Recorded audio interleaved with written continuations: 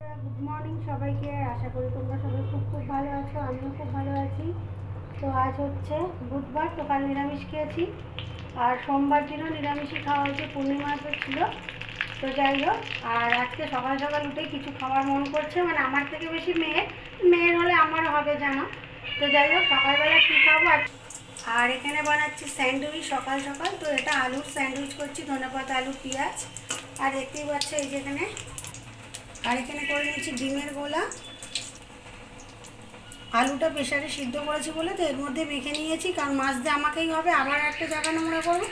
এর মধ্যে একেবারে সমস্ত কিছু এগুলো কেটে নিয়ে আর এর মধ্যে মেখে নিয়েছি একেবারে। ভেজে মেঘে আগে দিয়েছি, দেখো দেখতে কি সুন্দর হয়েছে। অবশ্য আমি সুন্দর বললে হবে না, তোমাদেরকে বলতে হবে। এটা তোমরা বাড়িতে বানিয়ে নিশ্চয়ই অনেকেই খাওয়ার, যারা খাওনি খাবে, দারুণ টেস্ট লাগে আলুর স্যান্ডউইচ।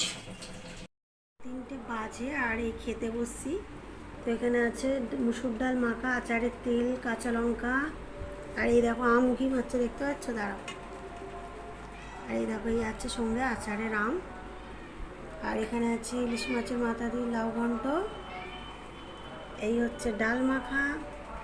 এখানে আছে কলমি শাক ভাজা। আর এখানে আছে ইলিশ মাছ, তো আজকে করেছি এটা কুমড়ো দিয়ে। তো আমি ঠাকুমাকে দেখতাম ছোটোবেলা কুমড়ো দিয়ে, তারপর দেখবো অনেকে গুঁড়ি কচু, মানে যেটা কচুমুখী, আর বেগুন দিয়ে, আর তারপর সর্ষে পোস্ত ভাপা, এগুলো তো খাচ্ছি সব সময়।